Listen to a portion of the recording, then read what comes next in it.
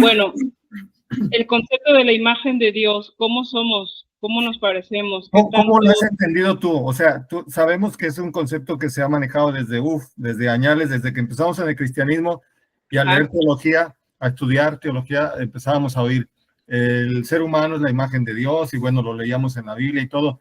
Pero ¿qué es lo que tú escuchabas? ¿Qué aprendiste? ¿Qué significa ser imagen de Dios? ¿Se refiere a una imagen física o es de otro tipo? ¿Cómo entender esto? Pues yo lo que creo que desde la perspectiva del cristianismo es que fuimos creados para empezar, muy parecidos a como sería pues ese Dios, parecido, semejante, ¿no? Digamos que lo voy a poner el ejemplo, la versión china, ¿no? O sea, cuando algo es un clon, ¿no? Una bocina es clon de una bocina Sony, de las buenas, pero no es Sony, le parece, pero no son, no tiene la misma fidelidad, las mismas características técnicas, etcétera. Entonces, es semejante, se parece mucho, pero no es igual.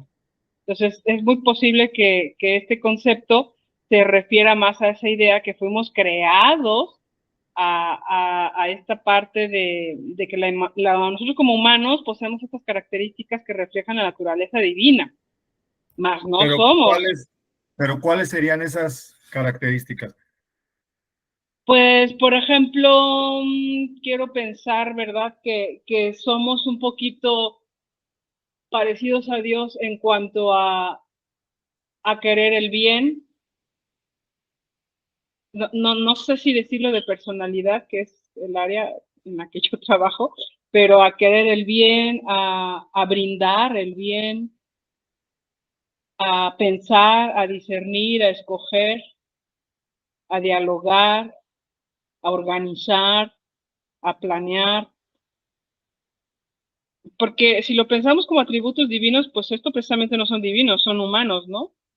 Pero sí, creo que se entiende más como por el concepto de naturaleza divina, que refleja algunas partes de la naturaleza divina. No sé si me explico. Ok.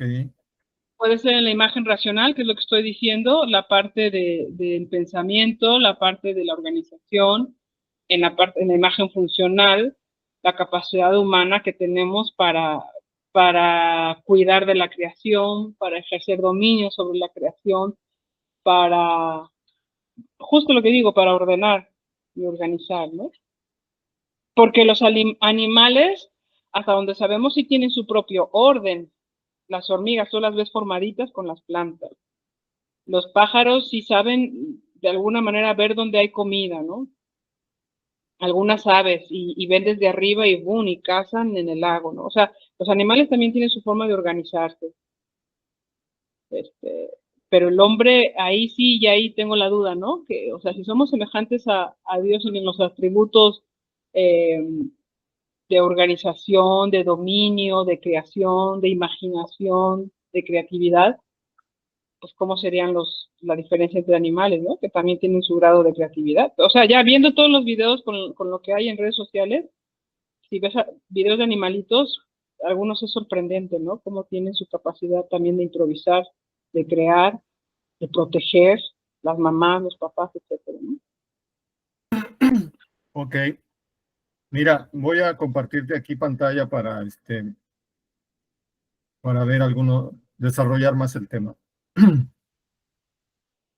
Bien, entonces, un concepto clave de la antropología en los pensadores hebreos es de Selem Elohim, que literalmente significa imagen de Dios. Entonces, como vamos a ver, es un concepto muy profundo y realmente es aquí cuando yo pienso y digo, pues los autores de estos conceptos, en esa época tan antigua, la verdad sí estaban muy inspirados, ¿no? Es decir, o sea, tan solo en esta simple expresión imagen de Dios, de comparar al ser humano o decir que el ser humano es la imagen de Dios, en un relato donde se ha descrito la creación de los animales, de todo orden, es decir, los peces, las aves, los mamíferos, todo esto, y ya se ha también descrito la hierba, la naturaleza, los árboles, etcétera. y después llegar a esta culminación con el hombre y decir que el hombre tiene un rasgo distintivo y es que es imagen de Dios, eso es algo así, pero voladísimo, ¿no? Pero ya no encontramos una explicación de eso y así son los poetas. O sea, te sueltan las metáforas, los símbolos, pero no te los explican. Pero en cierta manera eso es lo bonito, ¿no? Eso es lo bonito del arte, del mito, del símbolo, que ahí está y tú eres quien tienes que descifrarlo. Es como un código, ¿no? Cuando se dan ese tipo de conceptos, son como códigos que tú tienes que decodificar, es decir, interpretar. Y para eso va a haber muchas lecturas. Entonces, por eso es que cuando se habla de la imagen de Dios, se interpreta de muchas maneras. Yo aquí he puesto 4 conceptos que podríamos decir que son explicaciones a la pregunta ¿qué significa la imagen de Dios en el hombre? De la que habla la Biblia. Entonces, mira, tengo estos 4 conceptos. El primero es que los seres humanos somos hijos de Dios. ¿Ok? Este es un primer concepto, que los seres humanos somos hijos de Dios porque la imagen de un padre solo la tienen sus hijos. Piensa en esto, cuando se ve a un niño y se dice, ay, a ver, ¿a quién se parece? ¿Al papá o a la mamá? Es decir, siempre lo lógico es que un hijo va a tener la imagen de cualquiera de sus progenitores, ya sea de su padre o de su madre. Y no solamente la imagen física, la fisonomía, sino también la personalidad. Entonces, solamente los hijos llevan la imagen de los padres. No lo llevan los vecinos, ¿sí? O sea, no lo llevan los hijos ajenos, los lleva tu hijo natural. Entonces, cuando la Biblia dice que los seres humanos somos imágenes de Dios, a mí me parece que el concepto aquí primordial es que nos está diciendo que todos los seres humanos somos hijos de Dios. Por eso llevamos la imagen de Dios, porque somos hijos de Dios. ¿Ok? O sea, tú lo pones como en el concepto de parentesco, de somos hijos y ya por eso somos imagen. Yo lo que veo es que al decir que somos la imagen de Dios es una manera poética de decirnos que somos los hijos de Dios, que somos hijos de Dios los seres humanos. ¿Sí? Okay. Entonces, cuando tú vas y ves a un niño o una niña y dices, ay, es que es toda la imagen, toda la cara del papá o todo el carácter de la mamá, etcétera, lo que estás es reafirmando cuánto se parece ese hijo a su padre o a su madre. Entonces, cuando se dice del ser humano que es imagen de Dios, está diciendo es hijo de Dios, es como Dios, es igualito a Dios, por decirlo de alguna manera. Claro, en su justa dimensión, ¿no? En su proporción. No somos el creador, no somos el Dios todopoderoso, pero sí somos hijos de Dios. Sí llevamos los atributos. Y es justamente lo que dice aquí el punto número 2. El ser humano tiene atributos espirituales semejantes a los de Dios. Razonamiento, sentimientos, libre albedrío, lenguaje, etcétera. Entonces, ciertamente también tiene que ver con con las características o las cualidades que los seres humanos tenemos y que aquí el poeta está diciendo son como las de Dios. ¿Ok? Aunque los animales tienen hasta cierto nivel algunos de estos atributos, en el ser humano están, digamos, hiperdesarrollados, ¿no? Entonces lo que está diciendo es, son semejantes. ¿Por qué están tan desarrollados esos atributos? Porque son como los de su padre, son como los de su Dios, los de su creador. ¿Ok? Entonces tiene que ver con muchos atributos, no nada más estos que menciono aquí, sino muchos más. Entonces, pero aquí están algunos de ellos que son de los más, digamos, importantes o distintivos, ¿no? De la naturaleza humana. En tercer lugar, decirnos que somos imagen de Dios, pues significa también que el ser humano es regente de la creación. Si somos hijos de Dios y tenemos los atributos de Dios, luego entonces también se nos delega una responsabilidad muy importante de parte de Dios. Somos regentes, representantes de Dios aquí en la tierra, los mayordomos, los administradores de la creación. Y esto es lo que yo veo aquí como un tercer concepto que se desprende de la idea de imagen de Dios, ¿ok? Y en cuarto lugar, y este también me gusta mucho, es que la totalidad del hombre refleja la imagen de Dios. Por ejemplo, se habla de que el hombre es cuerpo y alma. que el ser humano es cuerpo y alma, o espíritu, ¿no? Si tomamos espíritu como sinónimo de alma, cuerpo y espíritu, digamos. Entonces, pues esto nos da a entender también una semejanza con Dios, en el sentido de que aun cuando no lo entendamos, es como si en Dios también hubiera una pluralidad, digamos, de personas, ¿no? Que ya después en el cristianismo se va a desarrollar en el concepto de la Trinidad y todo eso. Pero, y es justamente esa idea de que en Dios conviven diferentes personalidades, en un solo Dios. Así como en nosotros convive el cuerpo y el espíritu. Y a veces hay una lucha entre la carne y el espíritu, ¿no? Habla de esto el Nuevo Testamento. Entonces, a veces parece que que habitara dentro de nosotros una personalidad distinta. Y hasta han habido muchas metáforas, historias, alegorías, narraciones, ¿no? De personas que se desdoblan sus personalidades, ¿no? Por ejemplo, el Dr. Jekyll, ¿no? Y Mr. Hyde es uno de ellos y muchos más. Entonces, bueno, de esto tú como psicóloga también a lo mejor ahí podrías aportar algo, pero es la idea de que en el ser humano conviven diferentes, una pluralidad, por así decirlo, ¿no? De personalidades. Entonces sería un reflejo también de la naturaleza de Dios. Eso por un lado. Y nada más para redondear este concepto, y ahorita te doy la palabra, también la idea de que así como en la humanidad hay hombre y mujer, es decir, también hay una convivencia entre hombres y mujeres, pues esto también refleja que en Dios, en esa pluralidad, debe haber una convivencia también ahí entre diferentes personalidades, que no sé si tendríamos que definirlas en términos de sexo, porque pues los teólogos nos han dicho durante siglos que pues en Dios no hay sexo, Dios no tiene sexo, es asexual, ¿no? Pero no deja de llamar la atención por qué entonces se proyecta en dos géneros, ¿no? En crear varones y mujeres. Entonces, esto también, según algunos teólogos, sería un reflejo de la naturaleza de Dios, aun cuando no logremos entender en qué sentido sería esa naturaleza. Muchos dicen otra vez que el simple hecho de que en Dios, o la idea de que en Dios convivan varias personalidades en una misma esencia o naturaleza, pues es algo parecido a que en la humanidad conviven hombres y mujeres y somos todos de la misma naturaleza humana, ¿no? Somos seres humanos, ni es más el hombre que la mujer, ni la mujer que el hombre. Entonces, somos los que conformamos, digamos, la humanidad. Sin entrar, claro, aquí al tema, ¿no?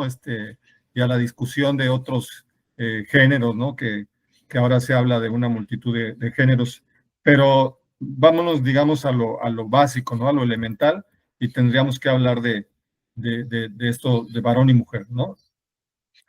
¿Qué opinas? ¿Qué piensas de cualquiera de estos conceptos que he mencionado aquí? Pues todos están, creo que están bien, es un poquito lo que dije al principio, nada más que conceptualizado. Y pues si tengo algún comentario sería empezar, o sea, porque los has puesto en 4 conceptos, entonces como que empezaría de atrás, de abajo para arriba. Entonces en el cuarto, sí, definitivamente creo que se enmarca en que somos alma, espíritu y cuerpo. O sea, somos tres en uno, ¿no? Y requerimos estas tres, digamos, estas tres formas de ser como humanos para poder habitar la Tierra. Si solamente fuéramos espíritu, no podríamos estar, al menos interactuando con un mundo material, ¿no? Entonces, sí, definitivamente necesitamos tres cosas, 3 elementos, ¿no? 3 formas de interactuar con este plano de realidad. Y en ese sentido, en la imagen de Dios, no lo mencionas aquí sobre la Trinidad. Quiero suponer que porque puede ser otro concepto, teológicamente hablando más, tal vez más complejo, pero Dios Padre, Dios Hijo y Dios Espíritu Santo, ¿no? Entonces nosotros somos alma, espíritu y cuerpo, como que en esa semejanza podemos parecernos, ¿no? Me encanta también el número 3 que dices que el ser humano es regente, es administrador. Efectivamente, sí, lo que decíamos al principio, pues los animales tienen su forma de administrarse según su ecosistema, pero nosotros, pues también somos responsables de cuidar todo lo que se nos dio como corona de la creación, tal como lo dice Génesis, ¿no? En la parte de que el ser humano tiene atributos espirituales semejantes a los de Dios, fíjate que aquí me quedo pensando más y yo tal vez añadiría que hay y como que el concepto 4 del alma lo pasaría también un poquito al 3, porque los atributos espirituales ya se ha demostrado de diferentes maneras, incluso científicas, se ha dado seguimiento de que tenemos una conciencia no local. La conciencia local es la que ahorita nos permanece y estamos hablando y nos estamos expresando y sabemos qué hicimos hace rato y qué vamos a hacer al rato. Antes de este presente y después de este presente, como que estamos organizados, ¿no? Entonces es una conciencia local. Estamos ante una computadora, se está grabando una sesión, un curso, todo eso es conciencia local. Pero hay una conciencia no local, que justo podría ser la parte espiritual, que permanece, que está, que sigue después de la vida, después de la muerte, perdón. O sea, hay una vida que sigue y que la muerte no existe, y pues eso es un atributo espiritual, 100%. Yo creo que ese es el que más nos les parecemos, ¿no? Como justo cuando al principio decía, los seres humanos somos hijos de Dios, ay, mira, está igualito a su papá. No es el papá, pero se parece mucho, como 2 gotas de agua. Bueno, justo uno de los atributos que tenemos, que sin duda es muy parecido, espiritualmente hablando, es la conciencia no local. Vamos a estar de alguna forma interactuando después de este plano de realidad, cuando hayamos trascendido, cuando hayamos desencarnado, cuando hayamos muerto, en palabras populares, pues vamos a tener una conciencia no local que se podrá comunicar con esta parte espiritual de Dios, de lo supremo, de lo máximo, del creador. Y ese atributo, pues, es espiritual. Dentro de ese atributo va a haber lenguaje. Hablo por mí, aunque podría meterme en el tema de investigaciones científicas, pero hablando por mí, sí hay un lenguaje en una conciencia no local, y creo que alguna vez en una conversación de sobremesa, hermano, te platiqué algunas experiencias que he tenido yo en sueños vívidos, tanto como morirme y en el camino saber que unos seres me decían que ya era tiempo de trascender, de irnos de esta tierra, pero yo hablaba con ellos, lo que estoy diciendo, con atributos espirituales. Había un lenguaje, sí, lo que tú pones ahí, pero no era el lenguaje que estamos hablando ahorita, era un lenguaje como telepático, ¿no? O sea, hablar sin hablar. Había una comunicación sin articular signos, ¿no? Palabras. Entonces, sí hay un lenguaje, pero como atributo espiritual es de un lenguaje de una conciencia no local. Y esto lo estoy poniendo más, insisto, cuando ya hayamos trascendido, pues sí creo que tenemos muchos de esos atributos de Dios. Nos vamos a entender mejor. Habremos de conocernos como estamos siendo conocidos ahorita, ¿no?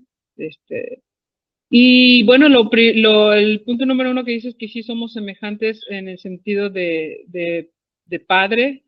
Dios es padre y madre a la vez. Pues sí, somos sus hijos en ese aspecto, sí nos parecemos mucho a él. Ok, sí, me encantaron las aportaciones que hiciste, Noemí. Y estaba pensando sobre todo aquí en el 2, porque hablabas de conciencia, entonces habría que agregarlo. Y yo pensaba también cuando mencionabas la conciencia no local, pensaba cómo nos podemos proyectar por medio de la imaginación, Es que también correcto. es algo importantísimo y muy valioso. Entonces aquí podríamos agregar una larga lista de cualidades y atributos que son propios del ser humano, ¿no? Sí. Entonces, o sea, es algo que da para mucho este concepto de la imagen de Dios.